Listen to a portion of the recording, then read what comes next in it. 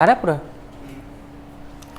ठीक है, तो इंडेक्स और नॉट इंडेक्स समझ में आया क्या होता है कि हम गूगल में ओपन करते हैं, उस वेबसाइट को हम सर्च करते हैं, अगर दिख रही है तो इंडेक्स है, अगर नहीं दिख रही है तो नॉट इंडेक्स है। यहाँ पे तो नहीं दिख रही है, चलो हम दिख रही है का एक एग्जाम्पल भी यहाँ पे दे देते हैं कि एग्जाम्पल तौर पे हमें एक वेबसाइट सर्च करी www.webaltro.com। ये हमने सर्च करा, हमने यहाँ पे गूगल खोला, गूगल में हमने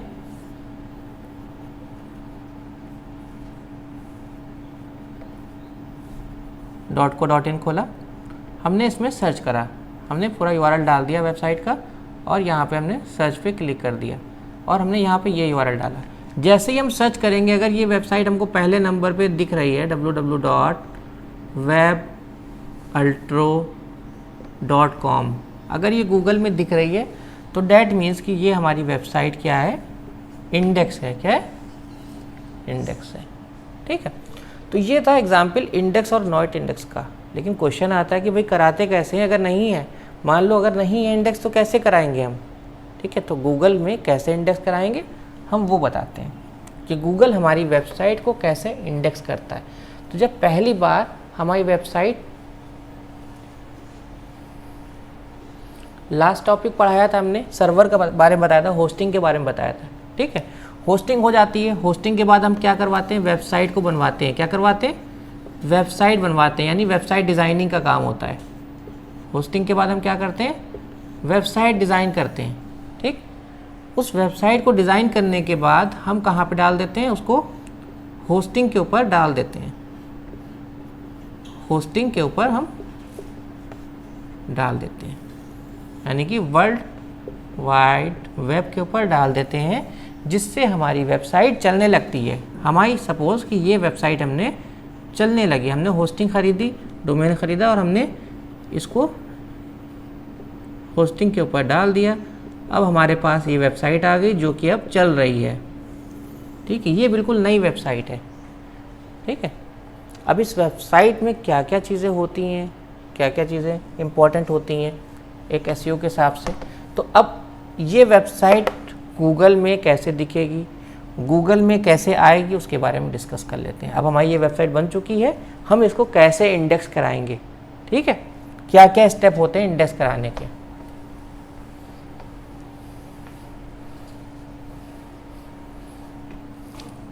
तो सबसे पहली चीज़ तो गूगल में वेबसाइट को सबमिट करने से पहले हमको किन चीज़ों का ध्यान रखना पड़ता है कि हमारी वेबसाइट का जो कंटेंट है, यानी कि हम जब वेबसाइट को ओपन करते हैं और हमारी वेबसाइट की सर्विसेज के बारे में जो कंटेंट लिखा रहता है, होम में, अबाउट अस में, जो भी लिखा रहता है, होम है, अबाउट अस है, जो पेजेस के ऊपर जो टेक्स्ट लिखा रहता है। ठीक है, कंटेंट किसको बोलते हैं? The text on the website is called content which is describing our services. जब हम वेबसाइट के सर्विसेज को डिस्क्राइब करते हैं, वह टेक्स्ट जो होता है उसको हम क्या बोलते हैं? कंटेंट बोलते हैं। ठीक है, तो इसको हम क्या बोलते हैं? कंटेंट। सबसे पहली चीज़ जो हम चेक करेंगे वो ये चेक करेंगे कि हमारी वेबसाइट का जो कंटेंट है वो राइटर ने सही लिख के दिया है। अगर ये सही है, ठीक है, इसका अब क्वेश्चन आता है कि हमें कैसे पता चलेगा ये डुप्लीकेट है कि फ्रेश है। तो इसके लिए हम एक टूल का यूज़ करेंगे, जिस टूल का नाम है tool for checking content. Content duplicacy भी लिख दे रहे हैं यहाँ पे। डुप्लीकेसी मतलब कहीं से चुराया हुआ तो नहीं है, डुप्लीकेसी। तो इसके लिए हम टूल यूज़ करते हैं www.siteliner.com। जैसे ही हम अपनी वेबसाइट का URL इसके ऊपर डालते हैं, हमारी वेबसाइट के कितने पेजेस का कंटेंट डुप्लीकेट है, कितना कॉपी है, वो सब इस वेबसाइट में बता देता है, और जिससे हम जो भी कंटेंट में कमियां होती हैं उसको सही करवा लेते हैं। उसके बाद हम नेक्स्ट स्टेप पे जाते हैं। ठीक है, अभी डिटेल ऑन पेज की डिटेल में हम आगे चल के जाएंगे। अभी सिर्फ हम ये चीज़ समझाने की कोशिश कर रहे हैं कि इंडेक्सिंग हम कैसे करते हैं और इंडेक्सिंग क्या होती है, ठीक है। तो अब इंडेक्सिंग करते कैसे हैं, क्वेश्चन आता है कि हम गूगल में अपनी वेबसाइट को कैसे शो करते हैं, गूगल के डेटाबेस में हम अपनी वेबसाइट को कैसे शो करते हैं, ठीक। पहले ज़माने में इंडेक्सिंग कराना मुश्किल था आज के ज़माने के मुकाबले। क्यों? पहले के जो गूगल के रोबोट थे वो इतने स्मार्ट नहीं थे, इतने ज़्यादा आसानी से नहीं रीड करते थे, एक एक महीना लग जाता था इंडेक्स कराने में। लेकिन आज के टाइम में गूगल के पास स्पेशल रोबोट है, ठीक है। तो अब कौन कौन से रोबोट क्या काम करते हैं वो बताते हैं, ठीक। अब कैसे कराते हैं उसको डिस्कस करेंगे आगे। सपोज़ कि हमने, अब कहाँ से करते हैं बता देते हैं। आज के टाइम में जो इंडेक्सिंग कराते हैं, गूगल वेबमास्टर का एक टूल होता है, एक टूल है गूगल वेबमास्टर। क्या है? एक टूल है वेबमास्टर। ये हमको अपनी वेबसाइट में इंस्टॉल करना पड़ता है, गूगल वेबमास्टर टूल। ये टूल और कहाँ कहाँ यूज़ होता है, इसका और क्या काम है, इस टूल का सेपरेट टॉपिक पढ़ाएंगे, उसमें डिस्कस करेंगे कि इस टूल को हम कैसे इंस्टॉल करते हैं और इस टूल के ज़रिए क्या क्या काम कर सकते हैं। अभी बस इतना समझ लो कि इस टूल के ज़रिए हम गूगल से बात करते हैं, इस टूल के ज़रिए हम गूगल से बात करते हैं कि हम, गूगल हमसे बात करता है और हम गूगल से बात करते हैं कि गूगल हमको ये बताता है कि तुम्हारी वेबसाइट में क्या कमियां हैं, क्या क्या है, और हमको जो गूगल से करवाना रहता है वो हम करवाते हैं। तो इसमें एक ऑप्शन होता है वेबसाइट को सबमिट करने का। यहाँ इस टूल में जाके हम अपनी वेबसाइट को सबमिट कर देते हैं।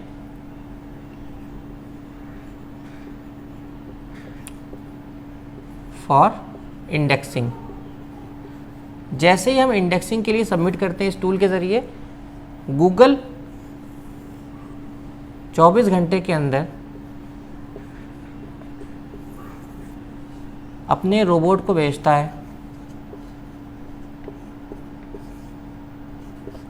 वेबसाइट को रीड करने के लिए। कितने घंटे में? 24 घंटे के अंदर भेजता है रोबोट को हमारी वेबसाइट को रीड करने के लिए। जाओ भाई, हमारी इस वेबसाइट का हमारे पास वो आया है, डेटाबेस में हमारे इन्फॉर्मेशन आई है, इसने रिक्वेस्ट करा है इंडेक्सिंग के लिए, जाओ चेक करके आओ इसकी वेबसाइट में क्या क्या है और इसकी वेबसाइट को इंडेक्स करो। अब क्वेश्चन आता है कि रोबोट कौन है, इसका नाम क्या है, ये क्या क्या काम कर सकता है, इसकी क्या क्या कैपेबिलिटीज़ हैं, वो डिस्कस करते हैं। इतना समझा? समझ में आया? अब गूगल का जो रोबोट है, गूगल का जो रोबोट है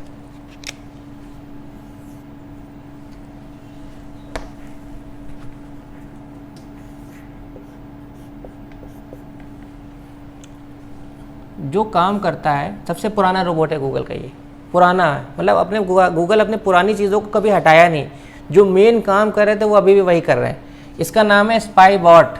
क्या नाम है इसका? स्पाई बॉट, और इसको लोग गूगल बॉट से भी जानते हैं।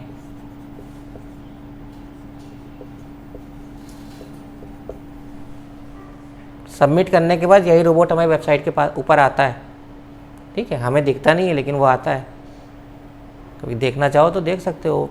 वो लगा ना लाल वाला चश्मा, मिस्टर इंडिया वाला, उससे दिखेगा ठीक है। प्रोग्राम में भी दिखता तो है नहीं, ठीक है। तो ये आता है हमारी वेबसाइट के ऊपर, ठीक। अब ये क्या क्या करता है, इसका काम क्या क्या है? इसका काम है वेबसाइट को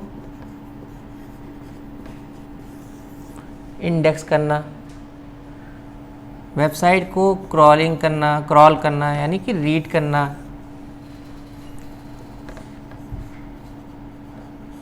रैंकिंग कैलकुलेशन में भी काम करता है ये, कि इसको 4 से 3 पे पहुँचाना है, 3 से 2 पे पहुँचाना है, ये सब काम ये करता है। तब तुम लोग सोचते हो कि हम तो डायरेक्टली सबमिशन करते थे, अब हमें तो पता ही नहीं था इतना काम भी पीछे हो रहा है, रोबोट भी कुछ काम कर रहा है, ठीक है। तो ये सब काम ये करता है रोबोट, ठीक है, रैंकिंग कैलकुलेट करता है।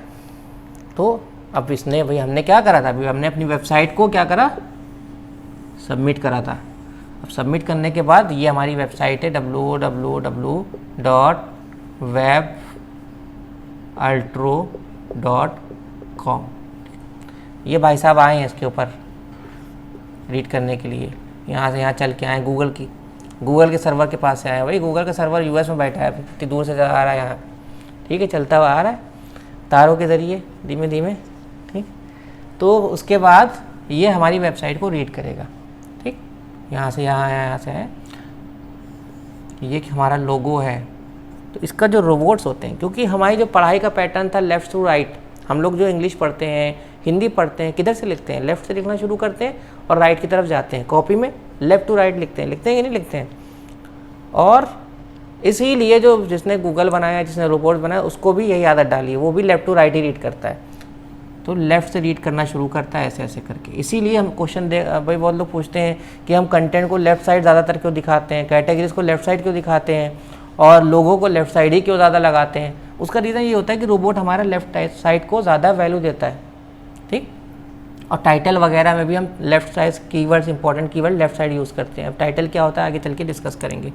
तो अब ये रोबोट हमारी वेबसाइट को रीड करना शुरू करेगा, ये रीड कर रहा है, ठीक है। अब ये जो रोबोट है जो हमारी वेबसाइट को रैंकिंग को कैलकुलेट करता है, वो क्या क्या चीज़ों को देखता है। वो पहली चीज़ देखता है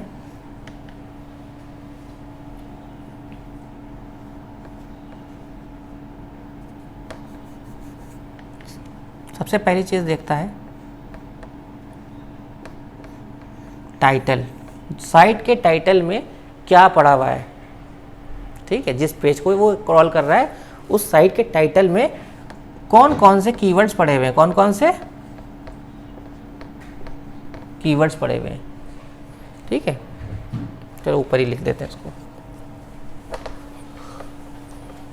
अब क्या क्या देखता है, तो ये जो स्पाई बॉट है ये हमारी वेबसाइट में क्या क्या चीज़ों को देख के रैंकिंग कैलकुलेट करता है। हमारी जो वेबसाइट की रैंकिंग है वो क्या क्या चीज़ें देखता है। सबसे पहली चीज़ क्या देखता है, टाइटल देखता है। अब बहुत से लोग समझ रहे होंगे टाइटल वही होता है जो डायरेक्टरी सबमिशन बुक मार्किंग में हम लेते हैं और सबमिट करते हैं। वो टाइटल तो तुम लोग रोबोट उसमें गूगल के लिए सबमिट कर रहे हो या बैकलिंक के लिए सबमिट कर रहे हो।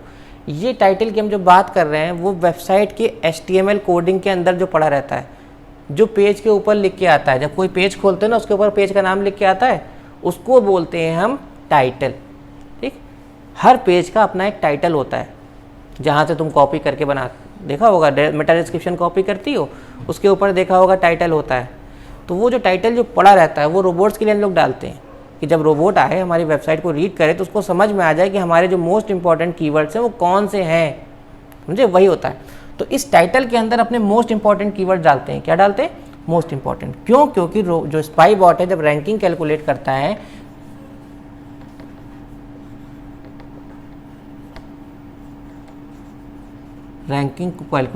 है तो वो सबसे पहले किसको देखता है, हमारे टाइटल को देखता है। टाइटल में अब जो भी कीवर्ड उसको दिखेंगे उसको सबसे ज़्यादा वैल्यू दे देगा। क्या देगा, कीवर्ड 1, कीवर्ड 2, मान लो 3 कीवर्ड 4 कीवर्ड पड़े, कीवर्ड 2, कीवर्ड 3। अब वो रीड कर रहा है, देखो ये सब चीज़ें निकाल रहा है। यहाँ से ये रोबोट जो है यहाँ आ गया है, ये रीड करके सबसे पहले वो क्या देख रहा है हमारी वेबसाइट के, सबसे पहली चीज़ उसने देखी हमारी वेबसाइट के टाइटल को। टाइटल कहाँ पड़ा रहता है, सबसे ऊपर पड़ा रहता है वेबसाइट के, यहाँ पे टाइटल बार में। टाइटल बार समझाया था ना तुम लोग को शुरू में। टाइटल बार क्या होता है, जो वेबसाइट के ऊपर नाम लिख के आता है उसको टाइटल बार बोलते हैं, और जो नाम होता है वो क्या होता है, टाइटल होता है। तो सबसे पहले रोबोट ने क्या देखा, टाइटल को देखा। टाइटल में जो इंपॉर्टेंट कीवर्ड होंगे उसको एक वैल्यू दे देगा। क्या दे देगा, एक वैल्यू दे देगा, एक वैल्यू असाइन कर देगा, हाँ इसके ये कीवर्ड टाइटल में यूज़ हो रहे हैं। लेकिन भाई हम भी टाइटल यूज़ कर रहे हैं और हमारे कॉम्पिटिटर भी तो टाइटल यूज़ कर रहे हैं। एक ऐसे है, तुमने भी ऐसे लिखा, तुमने भी ऐसे लिखा, तुमने भी ऐसे लिखा स्कूल में, ठीक है, और तीनों में ऐसे एकदम सही, एक भी गलती नहीं। या तुमने भी आंसर लिखा, तुमने भी आंसर लिखा, तुमने भी, तीनों का आंसर एकदम सही है। अब क्वेश्चन ये आता है कि किसको फर्स्ट पोजीशन दी जाए, किसको सेकंड पोजीशन दी जाए, किसको थर्ड पोजीशन दी जाए, ठीक है। तो सबसे पहले स्कूल वाले भी भाई बहुत होशियार, वो जिसको फर्स्ट देना होगा कुछ ना कुछ तो कमी निकालेंगे ना सेकंड और थर्ड वाले की। तुम्हारी कमी निकाल दी, राइटिंग गंदी थी, तुम्हारी कमी निकाल दी, कहीं पे इरेजिंग ज़्यादा करी थी या पेन अच्छा नहीं यूज़ करा था, या कुछ भी कमी निकाल देंगे। इसको फर्स्ट पोजीशन मिल गई, फर्स्ट पोजीशन मिल गई। तो वैसे ही गूगल भी कैलकुलेशन करता है, उसका रोबोट भी कैलकुलेशन करता है, उसको भी तो किसी को 1 देना है पोजीशन, किसी को 2 देना है, किसी को 3 देना है, तो वो कैलकुलेट करेगा। सबसे पहले वो टाइटल को देखेगा। हम भी यही टाइटल यूज़ कर रहे हैं। मान लो तुम्हारी कोई वेबसाइट है, तुमने भी वही यही सेम टाइटल यूज़ कर रखे हैं कीवर्ड में। टाइटल डालने में किसके लिए मुश्किल है? तुम भी डाल सकते हो, तुम भी डाल सकते हो, कोई भी टाइटल अपने में डाल सकता है। कोई गूगल ने रोक रखा है कि तुम टाइटल सेम ना डालो। मान लो सेम टाइटल उठा के इन्होंने भी अपनी वेबसाइट में डाल दिया। अब रोबोट कंफ्यूज हो रहा है, क्या करें यार, दोनों ने टाइटल सेम यूज़ कर लिया, अब किसको रैंक 1 दें, किसको रैंक 2 दें गूगल में इस कीवर्ड के लिए जो कीवर्ड यूज़ हुआ है, पहले वाले कीवर्ड के लिए। पहला कीवर्ड हम भी यूज़ कर रहे हैं, पहला कीवर्ड, अब किसको 1 दें, किसको 2 दें? तो रोबोट, गूगल बहुत होशियार है, गूगल का जो एल्गोरिदम है उसने टाइटल को खाली नहीं देखता है। अब वो चलो टाइटल उसने देखा ये हम यूज़ कर रहे हैं, और भी वेबसाइट यूज़ कर रही हैं, और उसकी दूसरी और भी वेबसाइट यूज़ कर रही हैं, तो उसने हमारी कीवर्ड को क्या पोजीशन दे दी? 20 पोजीशन दे दी। कौन सी पोजीशन दी? 20। तो हमारा ये कीवर्ड 20 पोजीशन पे गूगल में रैंक कर रहा है। अब इसी कीवर्ड को अब और क्या देखेगा वो? अब और क्या देखेगा? वो देखेगा हमारा डिस्क्रिप्शन, जो मेटा डिस्क्रिप्शन बैकएंड में पड़ा रहता है, जो कि हम लोग को दिखाई नहीं पड़ता है, लेकिन पीछे रोबोट्स के लिए हम लोग डाल के रखते हैं। ठीक है, ठीक। तो इसमें जो भी, मान लो इसमें भी ये कीवर्ड कहीं ना कहीं यूज़ हो रहे हैं। कीवर्ड 1 को हमने एक बार यूज़ कर लिया, एक बार कीवर्ड 2 को यूज़ कर लिया, ठीक है, तीनों कीवर्ड को यूज़ कर लिया। तो कहीं ना कहीं उसने देखा कि हम यूज़ कर रहे हैं और तुम, हो सकता है तुम ना यूज़ कर रहे हो, तो हमें वैल्यू ज़्यादा मिल गई। तो हमारी पोजीशन 20 से 19 है, तुम्हारी क्या हो गई? 20 हो गई। ठीक। अब उसने और रोबोट ने क्या रीड करा? यही रोबोट है जो वेबसाइट पे आगे बढ़ता जा रहा है और हमारी चीज़ों को देख रहा है। ठीक है, बस यहाँ हम इधर लिख रहे हैं। ठीक है, वो देख हमारी वेबसाइट पे ही रहा है। उसने देखा हमारे कंटेंट को। क्या देखा?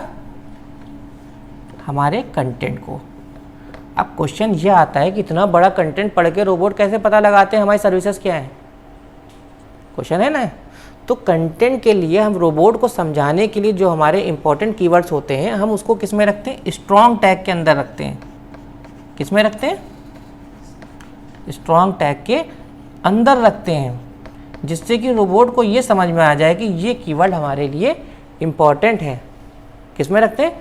Strong tag. अब क्वेश्चन आता है कि स्ट्रॉन्ग टैग होता क्या? देखा होगा, गाढ़ा गाढ़ा मोटा मोटा टेक्स्ट लिख जाता है वेबसाइट के ऊपर, कहीं वो मोटा टेक्स्ट लिखा हो, नॉर्मल टेक्स्ट लिखा, उसके बाद में मोटा टेक्स्ट लिखा है। तो मोटा टेक्स्ट लिखने के लिए कौन सा HTML टैग यूज़ करते हैं?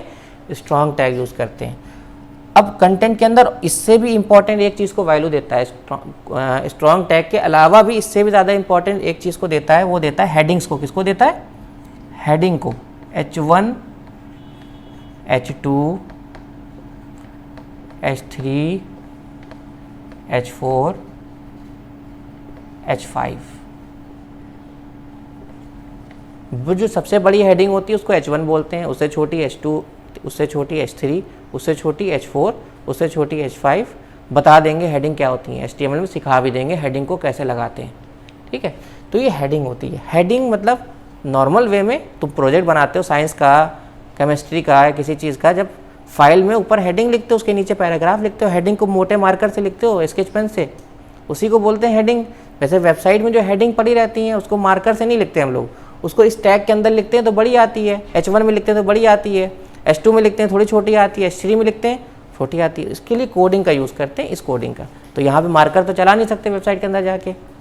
ठीक है, तो अब इसके बीच में जो कीवर्ड्स यूज़ होते हैं, मान लो हमने इसमें भी अपने कीवर्ड लगा रखे हैं, तो रोबोट ने देखा अच्छा है इनका कंटेंट ये है, कंटेंट में हेडिंग के अंदर ये कीवर्ड है, मतलब इनके लिए इंपॉर्टेंट है, तो उसकी रैंकिंग को 19 की बजाय हमको क्या मिल गई? 18 हो गई। अब उसने देखा अच्छा ये कीवर्ड, यही सेम कीवर्ड स्ट्रॉन्ग टैग में भी यूज़ हो रहा है, तो 19 की जगह उसने क्या कर दिया? 16 कर दिया। मतलब ये इनके सब सर्विसेज की सबसे इंपॉर्टेंट कीवर्ड होगा, तभी ये जो है अंदर भी कंटेंट में भी स्ट्रॉन्ग में भी यूज़ कर रहे हैं। तो रोबोट को ये समझ में आ गया कि इनकी हमारी सर्विसों को कैसे समझा उसने कीवर्ड से, टाइटल से समझा, उसने डिस्क्रिप्शन में जो इंपॉर्टेंट कीवर्ड थे उससे समझा, उसके बाद उसने कंटेंट से कैसे समझा? हेडिंग से और स्ट्रॉन्ग टैग से समझा कि ये इनकी सर्विसेज हैं। तो उसने समझा और हमने सही से समझाया, तभी तो हमारी कीवर्ड की रैंकिंग 17 तक पहुंची। अगर हम सही से ना लगाया होता कंटेंट के अंदर चीज़ों को, तो क्या वो हमारी रैंकिंग असाइन कर पाता हमको जो 17 मिली? अब 17 से लेके जो आगे का सफ़र है 1 तक का, वो क्या करता है? वो करते हैं बैकलिंक। ये चीज़ें तो हर कोई यूज़ कर सकता है। उसके आगे अब हमारी रैंकिंग और क्या चीज़ें देखता है, इसके अलावा रोबोट हमारी जो चीज़ देखता है यहीं पे लिखे दे रहे हैं 1 2 3 4, कंटेंट में ये 4 भी है, ठीक है। उसके बाद 5 कौन सी देखता है, वो होती है बैकलिंक। तो यानी जिसके बैकलिंक ज़्यादा होते हैं उसकी रैंकिंग ऊपर होती है।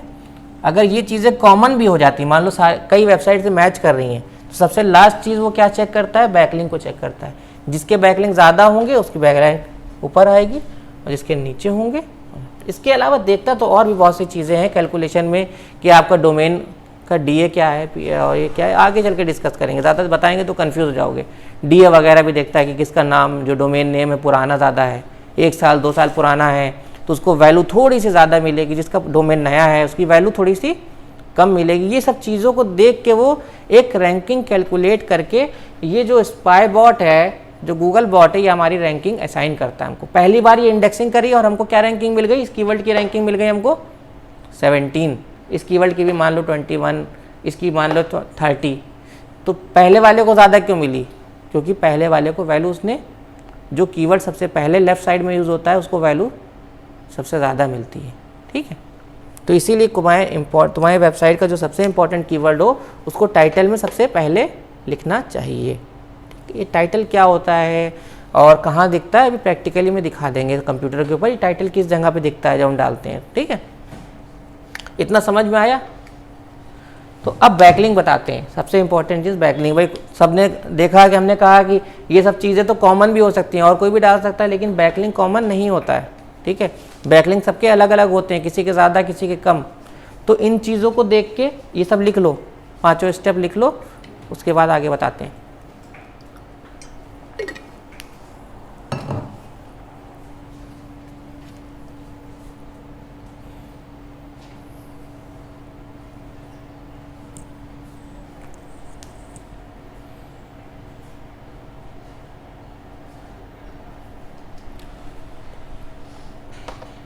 हो गया।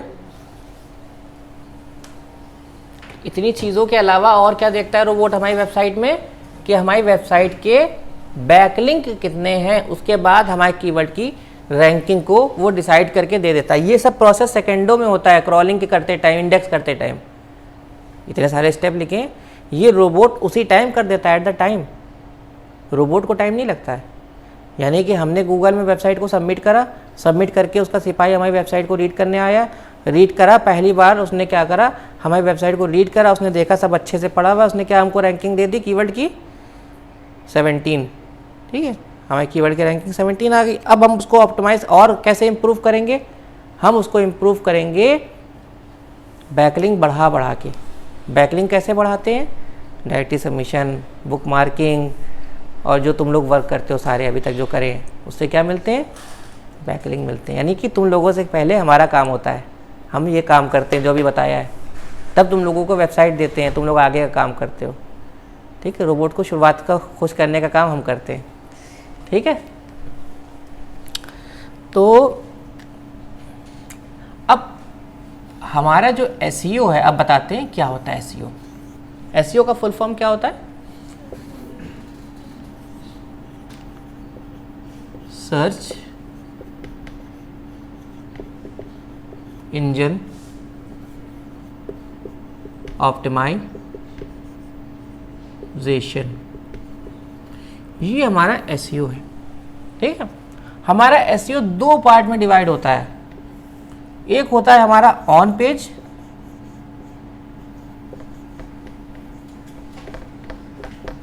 एक होता है हमारा of page.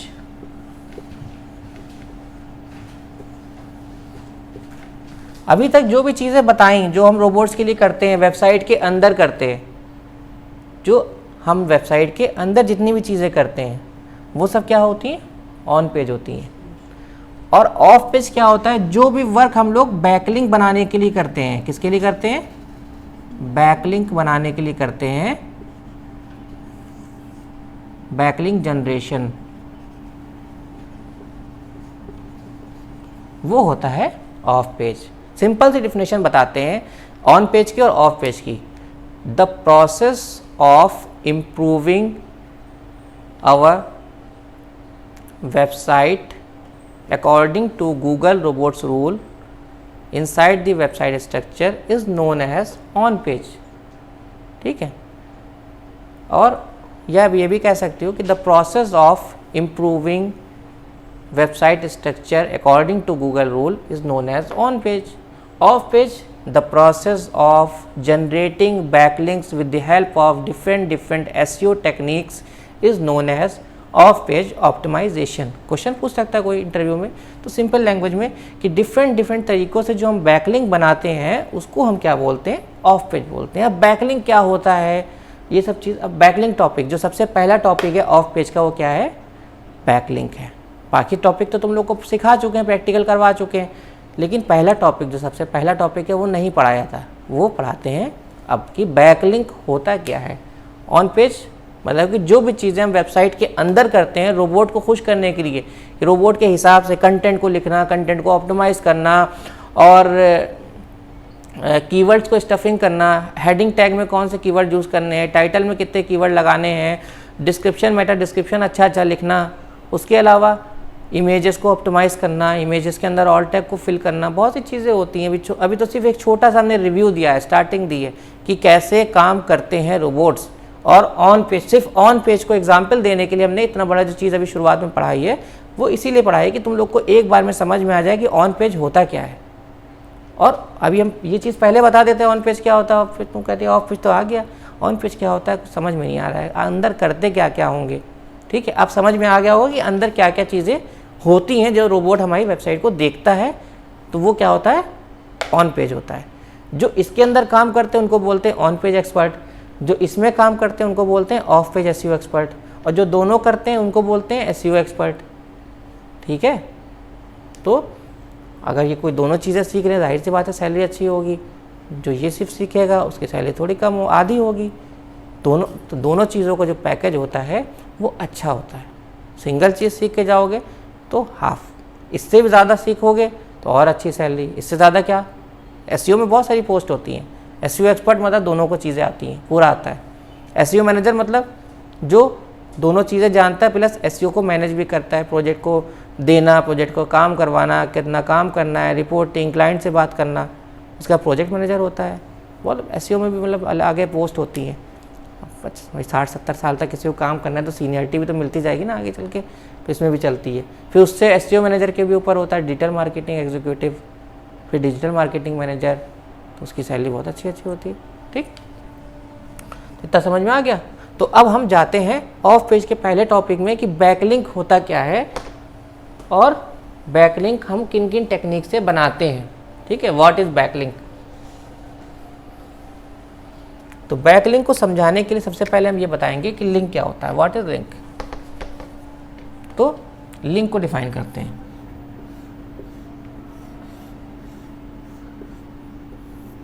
What is link.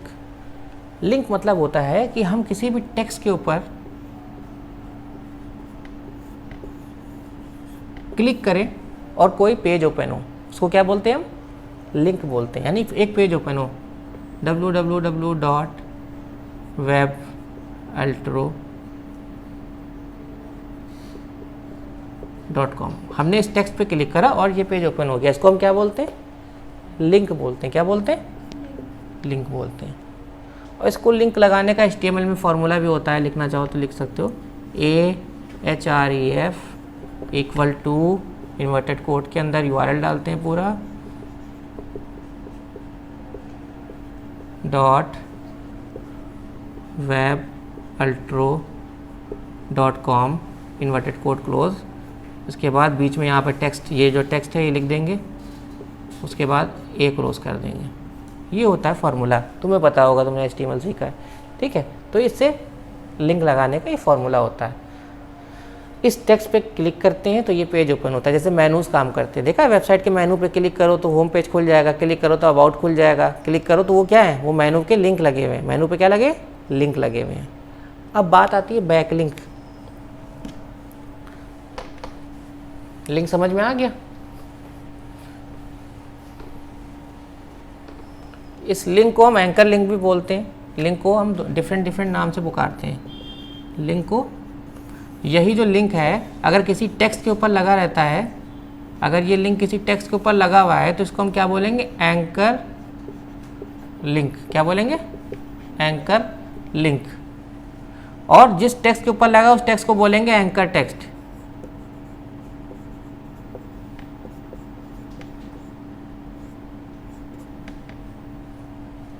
ठीक है, इसको बोलेंगे एंकर टेक्स्ट। तो अब बात करते हैं कि बैकलिंक क्या होता है। लिंक समझ में आ गया। देखो बैकलिंक कुछ नहीं होता है, डिफरेंट कीवर्ड के लिए, यानी कि हमारे कीवर्ड के लिए। सपोज कि हमारे पास 3 कीवर्ड्स हैं जिसको हमें क्या करना है, गूगल में रैंक करना है। क्या करना है, एक कीवर्ड 1 है, एक कीवर्ड 2 है, एक कीवर्ड 3 है। 3 कीवर्ड्स है जिसको हमें क्या करना है, रैंक करना है। इनको हमने फर्स्ट वाला स्टेप ऑन पेज वाला पूरा कर चुके हैं, जो तुम लोग को अभी समझाया भी है कि टाइटल में यूज़ करना, कंटेंट में यूज़ करना, हेडिंग्स में, स्ट्रॉन्ग में, ये सब हो चुका काम। अब बचा क्या, सिर्फ एक चीज़ बची, बैकलिंक वाली। हमको इन 3 कीवर्ड्स पे क्या बनाने, बैकलिंक बनाने हैं, ताकि जो हमारी पोजीशन गूगल ने हमको 17 असाइन करी है वो हम और बाकी लोगों से और बेटर परफॉर्म करके बैकलिंक वाला जो पार्ट है वो हमारा ज़्यादा हो और हम टॉप 10 पोजीशन में आ जाए गूगल में। ठीक, तो बैकलिंक कैसे बनाते हैं, लिंक समझ में आ गया क्या होता है।